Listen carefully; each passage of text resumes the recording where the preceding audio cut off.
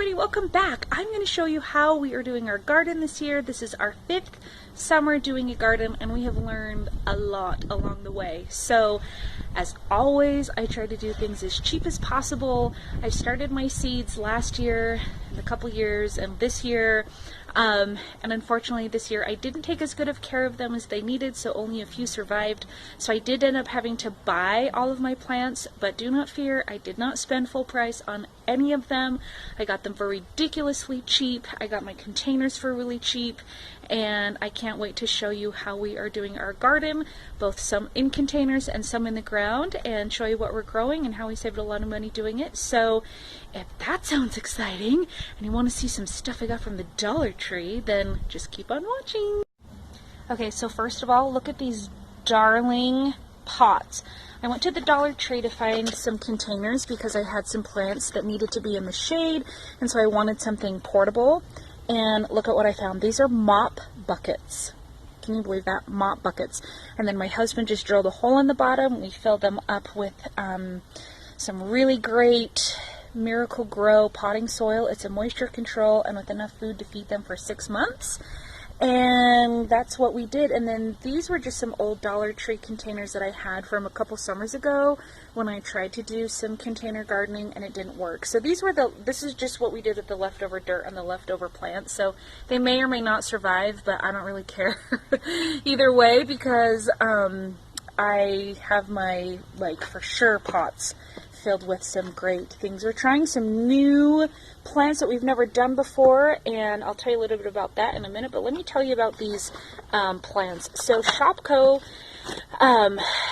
for gosh, every summer that I've gone there, about this time of year, the first part of June, they have clearanced out all of their vegetable plants. So over the weekend, I was able to get all of these 6-packs of vegetables for 62 cents. That's right, 6 packs of broccoli, cauliflower, Swiss chard, butter lettuce, and then I even got 6 packs of bell peppers and tomatoes, which I'll show you in the big garden, for 62 cents, which is like a steal, because at Home Depot, Home Depot, Lowe's, some other places, they wanted almost $4 per plant. So that's just a lot. So I also got a bunch of herbs.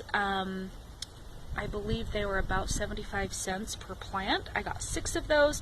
So let me just kind of tell you what I've got. Again, these containers are just from the Dollar Tree and then filled with potting mix. I got the big bag for 2 cubic feet for about $13. So we have broccoli, and then I have butter lettuce and oregano, thyme, cilantro, basil, parsley, and then over here I have Swiss chard, which I know does really good here. It actually does really good in the ground, but I ran out of space. This is a really nice butter lettuce.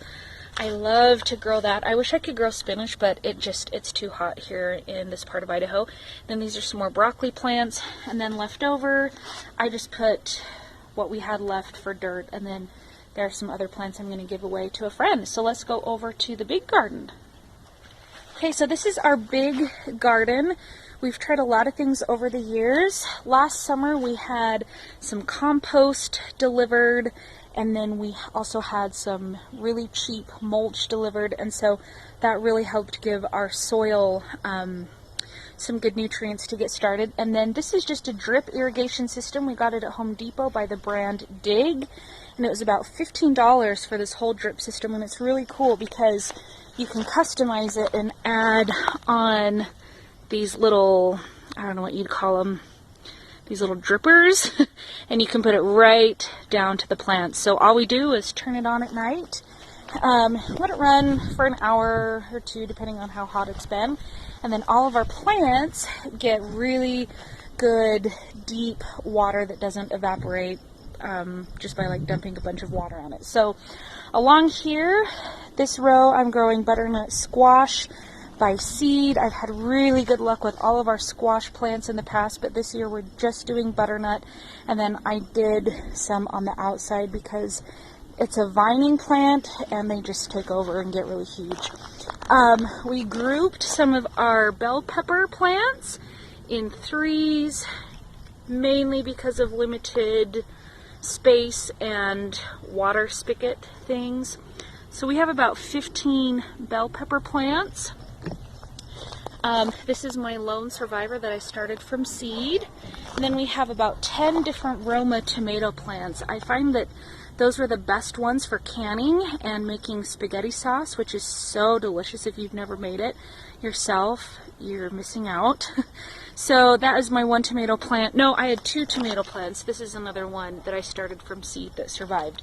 And then the rest of them were just on the clearance at Shopko. And then over here we have, see, more tomato plants, tomatoes, tomatoes, tomatoes. We have a ton of raspberry blossoms, which I'm super excited about. Last year we got like a dozen raspberries and that was it, but my husband learned how to prune them. They are buzzing with bees. I don't know if you can see all of those bees happily doing their job over here in the raspberries. They have continued to propagate. We have raspberry starts coming out all over the place.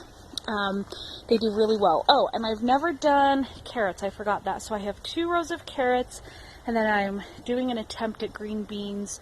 So I have green beans circling each of these poles. I have no experience growing those, so we'll see. And then we have 3 blueberry plants down the middle.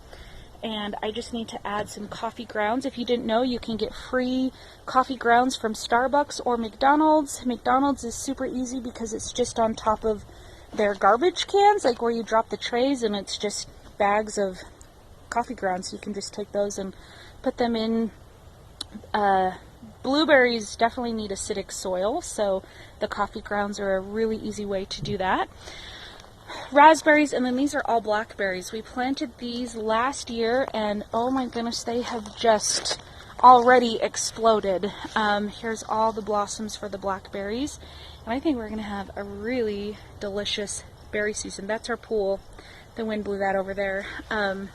We don't normally swim in the mulch. Sometimes, just not normally. So anyway, that is our garden. It's probably really bright. I don't know if you can even see me, but that's our garden. So we water it pretty much every day just using the drip system. The mulch helps keeps the weeds down, and then we just use like fertilizer from a local company that makes some really great fertilizer, and we do that about every 6 weeks. So I'll keep you posted on how the garden's coming. Hopefully you enjoyed that. If you are doing a garden, let me know what you're doing. If you have any questions or comments or suggestions, let me know, because gardening is such a learning experience and I can always take tips from other people. So hope you enjoyed that, and we'll see you next time.